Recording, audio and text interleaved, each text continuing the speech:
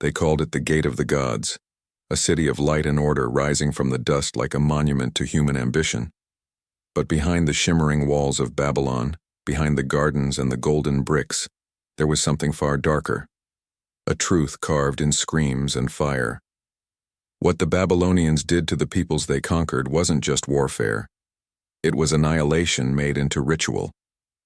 Imagine the moment their armies appeared on the horizon, hundreds of chariots, the sun glinting off bronze, the hard sound of drums echoing like a heartbeat of doom.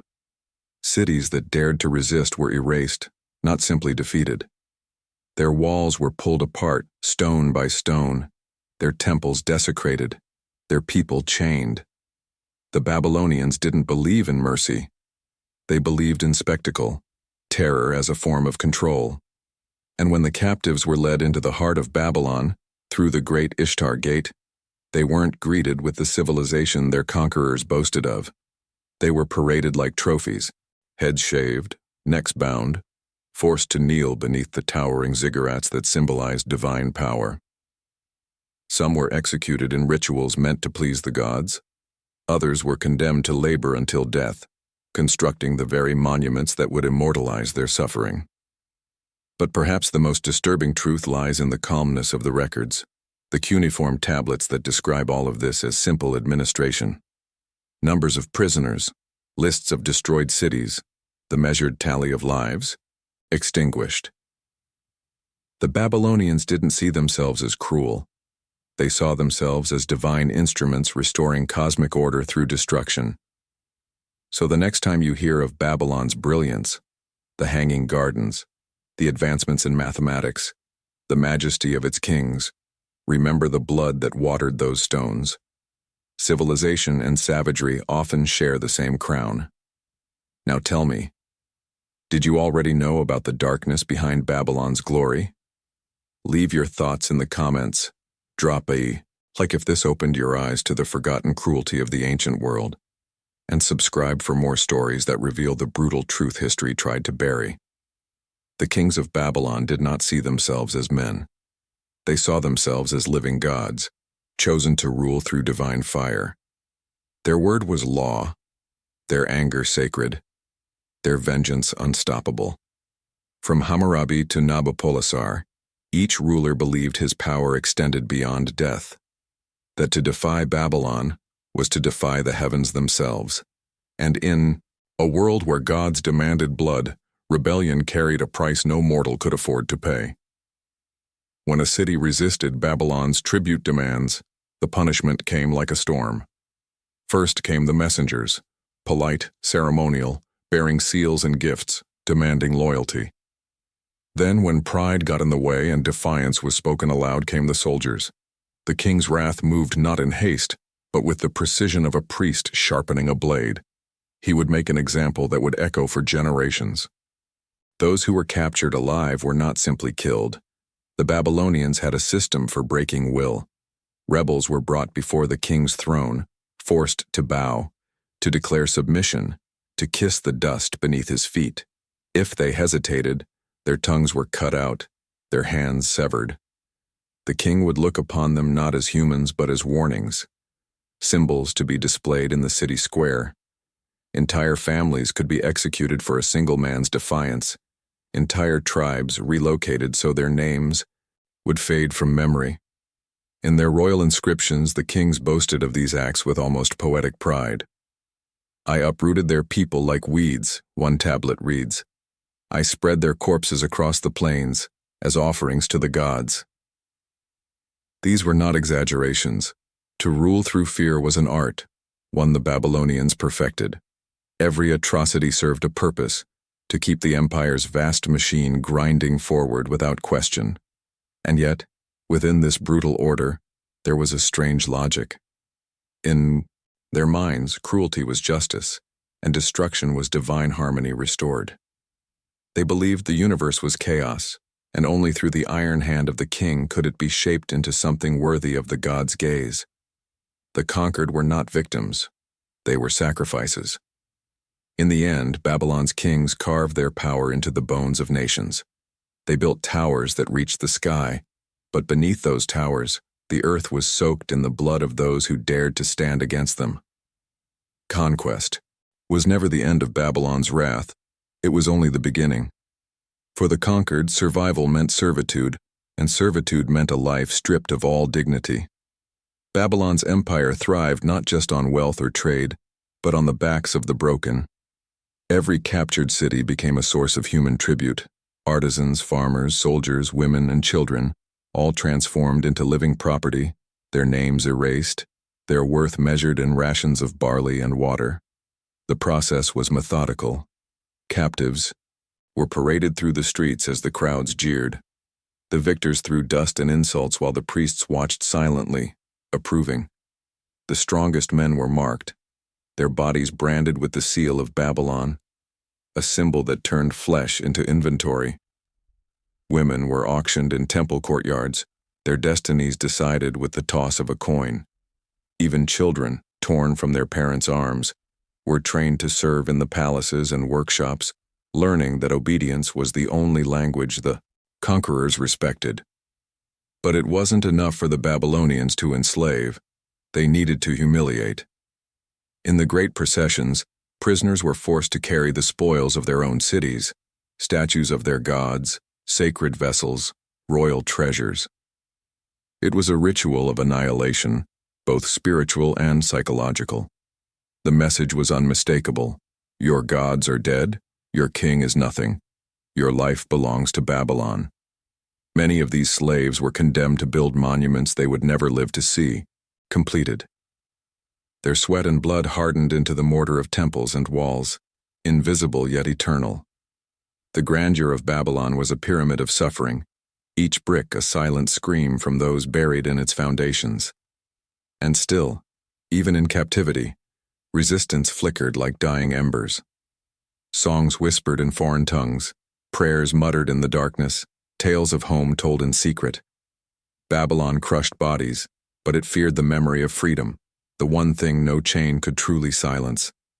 His name still echoes through the ruins, Nebuchadnezzar II, the king who turned fear into an empire.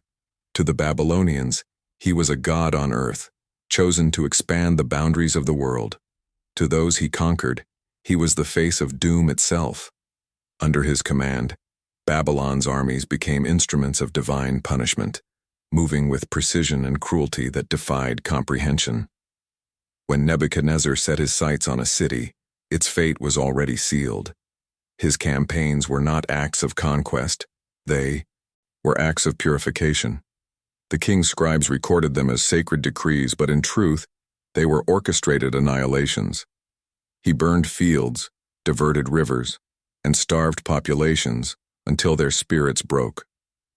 Resistance was not crushed swiftly. It was dismantled piece by piece until surrender became a mercy. The siege of Jerusalem stands as one of his most infamous acts. For nearly 2 years, he encircled the city, choking it of food and hope. Mothers buried children in silence, disease festered in the narrow streets, and when the gates finally fell, Babylon's fury poured in like a flood.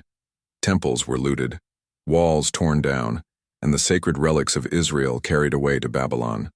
Those who survived were bound in chains, marched across deserts under the burning sun, a procession of broken lives feeding the pride of a single man.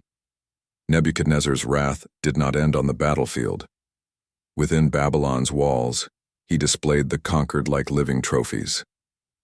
Captive kings were forced to kneel before him, stripped of their crowns and dignity. Some were blinded so their final vision would be the face of their destroyer. Others were kept alive, wandering the palace grounds like ghosts, reminders to all of what defiance cost.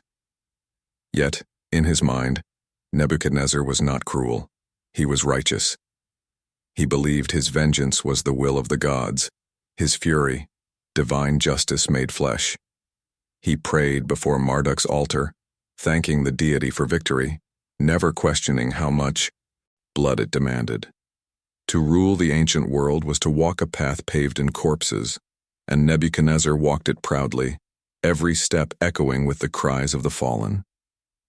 Centuries later, the ruins of his empire still whisper his name, not as a builder of wonders, but as a king who believed that destruction was creation's truest form.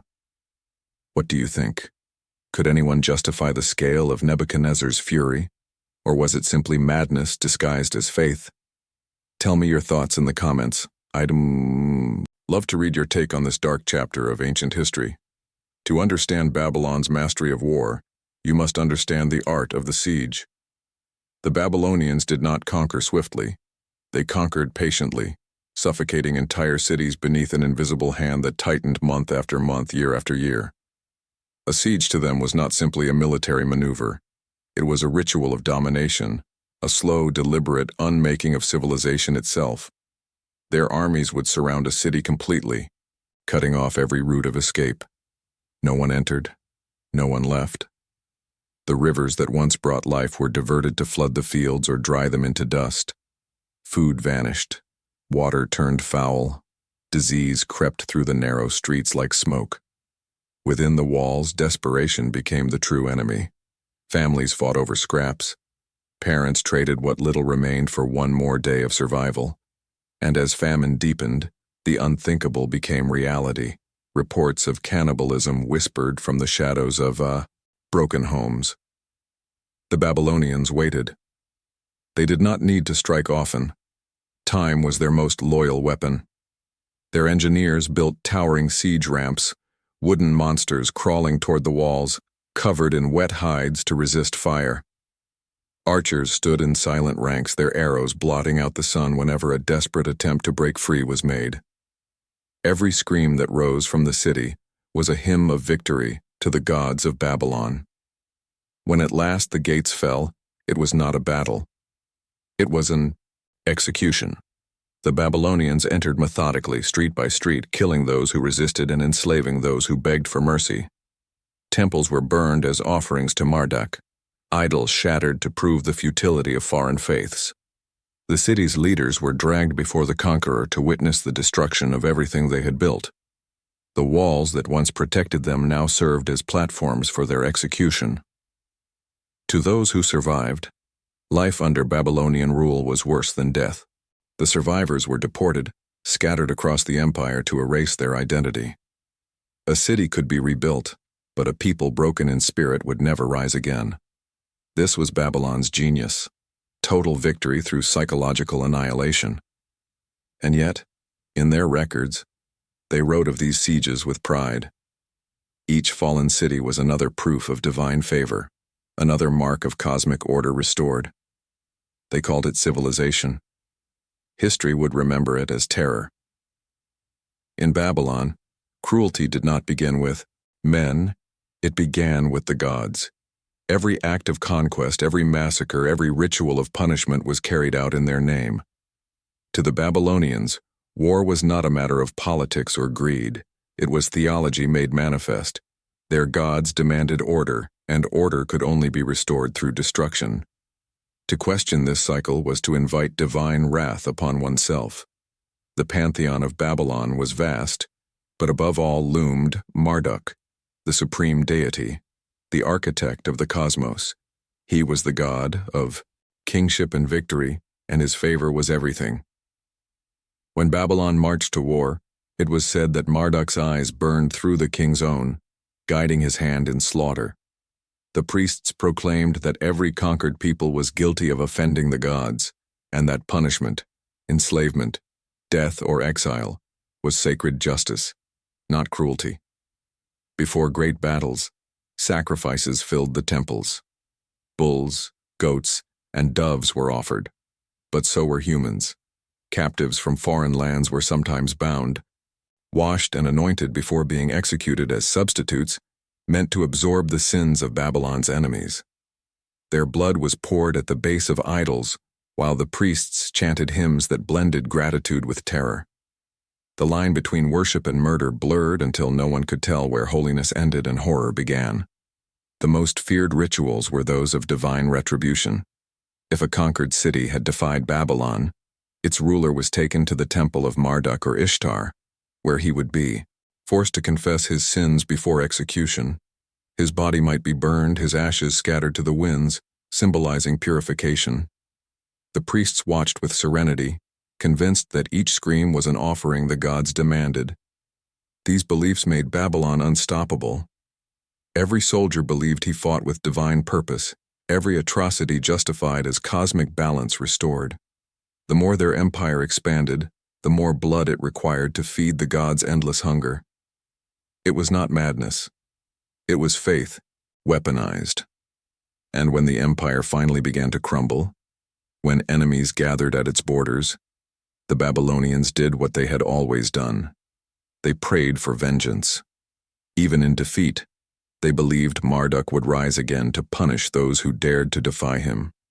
To the end, they could not see that their god's thirst had devoured them too. When Babylon conquered, it did not merely destroy cities, it uprooted entire nations. To the Babylonians, exile was the purest form of punishment, a way to erase not just a people's freedom, but their very identity.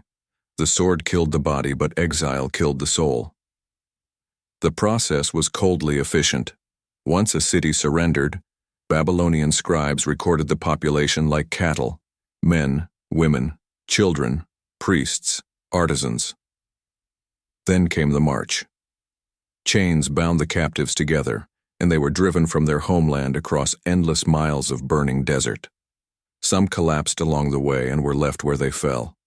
Others were whipped to keep, moving, their feet bleeding into the sand. The strong carried the weak until both perished. These death marches were not chaotic. They were organized with precision. Food was rationed, water measured by drops. The goal was not survival, it was submission. When the exiles finally reached Babylon, they were ghosts, half-starved, hollow-eyed, stripped of everything but their obedience. The city received them not with pity but with indifference. They were assigned to labor gangs, farms, and temple workshops, scattered so that no group could ever gather enough strength to rebel again. But exile was more than physical displacement. It was spiritual annihilation. The Babylonians understood that to control a people, you had to destroy their gods. Sacred objects were taken from temples, religious leaders executed or enslaved. The conquered were forced to serve new masters under the watchful gaze of foreign deities. Their old prayers became forbidden words. Even their languages began to fade, replaced by the tongue of their captors.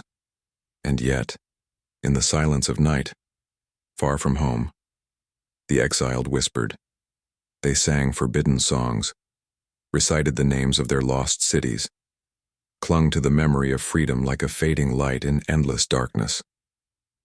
Babylon believed it had erased them, but memory is a dangerous thing. It can outlast empires. To the Babylonians, exile was victory. To those who endured it, it was a slow death that refused to end. What about you? Do you think memory can truly survive this kind of cruelty? Tell me in the comments what you would hold on to if your entire world were taken away. Empires are not built by swords alone. They are sustained by stories. Babylon understood this better than any civilization before it. Behind every conquest, behind every act of terror, there was a narrative carefully crafted by scribes, priests, and artists.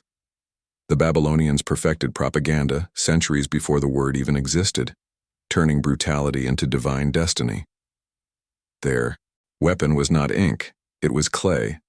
Thousands of cuneiform tablets recorded the empire's victories, each inscribed with precision to glorify the king and sanctify his violence. Defeats were never mentioned. Rebellions were erased. In the official record, Babylon was eternal, invincible, chosen by the gods to bring order to chaos. And if order required slaughter, so be it. The tablets made it holy. The priests were the empire's mouthpieces. From the towering ziggurats, they proclaimed that Marduk had chosen the king to rule over all nations. They recited hymns that painted conquest as salvation, enslavement as divine justice. The people believed because belief was survival. Doubt could be considered treason. To question the empire's narrative was to defy the gods themselves. Even the city's art served this machinery of control. Reliefs carved into palace walls showed scenes of victory and submission, kings trampling enemies, captives kneeling, divine symbols shining above the throne. Every image reminded the viewer of Babylon's power, its inevitability. To gaze upon those walls was to be indoctrinated by stone. The propaganda extended beyond the empire's borders. Envoys carried gifts and tablets inscribed with the king's decrees to other nations, spreading tales of Babylon's wealth and divine favor. The goal was psychological conquest, to make enemies fear Babylon long before its armies arrived. Fear, after all, was cheaper than war. What made Babylon's propaganda so effective was its blending of faith and fear. The people were not told they were ruled by men. They were told they were ruled by destiny. Their suffering had meaning. Their obedience was sacred. And so, generation after generation, the lie became truth, written into the very language of civilization itself. When we look at those same tablets today, we still see the power of their illusion. The empire may be dust, but its story remains intact, whispering from the clay. Babylon was great. Babylon was just. Babylon was eternal. Centuries have buried Babylon beneath layers of dust and silence, but the ground still remembers. Archaeologists who dig into the soil of Mesopotamia uncover more than clay and stone. They unearth echoes of suffering, pride, and power. The ruins do not lie. They whisper truths the kings once tried to erase. The remnants of the city reveal two worlds, one of splendor and one of torment. The walls, once coated in blue-glazed brick, still shimmer faintly under the sun, a ghost of their former majesty. But beneath them lie foundations filled with the bones of the enslaved, laborers who died building monuments to their masters. Every brick bears fingerprints, fossilized impressions of the men and women who laid them down under whips and curses. Their hands, long turned to dust, still speak through the clay. Inscriptions found on temple walls tell the official story. The victories, the offerings, the blessings of Marduk. Yet in the ruins of homes and burial sites, another story emerges, one of fear and desperation. Tiny tablets scribbled in haste contain personal pleas, prayers for mercy, names of lost loved ones, fragments of lives crushed under empire. These are the voices Babylon never meant to preserve, but history has a way of remembering what tyranny forgets. Even the grandeur of the Hanging Gardens, if they ever truly existed, was built on the suffering of countless captives. The water channels that once nourished the plants now lie dry, symbols of a paradise that fed on pain. The empire that called itself eternal stands today as broken rubble, proof that no kingdom built on cruelty can escape decay. But the most haunting evidence lies not in artifacts, but in the absence of sound. The palaces that once echoed with hymns and orders now listen to the wind. The temples that demanded sacrifices are empty, their gods long abandoned. Time has done what no army could. It conquered Babylon itself. Still, as you walk among the ruins, it's hard not to feel that the stones are watching. The silence feels alive, heavy with memory. You can almost hear the cries of the enslaved, the chants of the priests, the arrogance of kings who believed they had silenced eternity. But eternity, it seems, has the final word. The ruins speak, and what they say is not glory, but warning. Empires fall, but their cruelty lingers. Babylon's walls have long turned to dust, its kings reduced to names carved in broken stone. But the shadows they cast stretch across millennia. The cruelty that once burned in its streets did not vanish with time. It evolved, hiding behind new flags, new gods, new empires. The lessons of Babylon are not ancient, they are eternal. The Babylonians believed they were the hand of order, bringing balance to chaos through conquest. But their empire became the very chaos they claimed to destroy. The cycle of power and pain, of gods demanding blood and rulers delivering it, continued long after their towers crumbled. Each generation inherited a fragment of their logic. That domination is destiny, that suffering is justice, that fear is the foundation of rule. Archaeologists may call it history, but it feels closer to prophecy.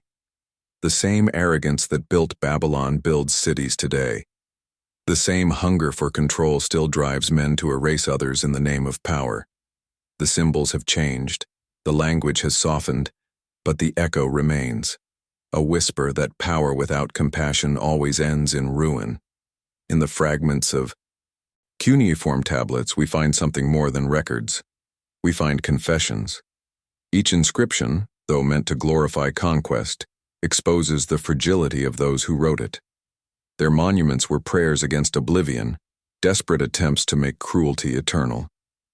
Yet here we are, thousands of years later, reading their words not as triumphs, but as warnings. The gods they worshipped are silent. The victims they erased are remembered. History has quietly reversed the judgment. And so, the story of Babylon is not just about what was done, it's about what was learned. Every empire that follows hears that same echo. Power fades, but cruelty echoes louder. The stones may crumble, but the memory of pain endures, carried by the wind, whispered through the ruins, waiting for those who dare to listen. If this story made you see Babylon differently, subscribe for more tales that uncover the darkness behind ancient glory. Leave a comment with the phrase, "The past never sleeps," to let me know you're part of this journey. And don't miss the next episode, where we dive even deeper into the hidden nightmares of ancient civilization.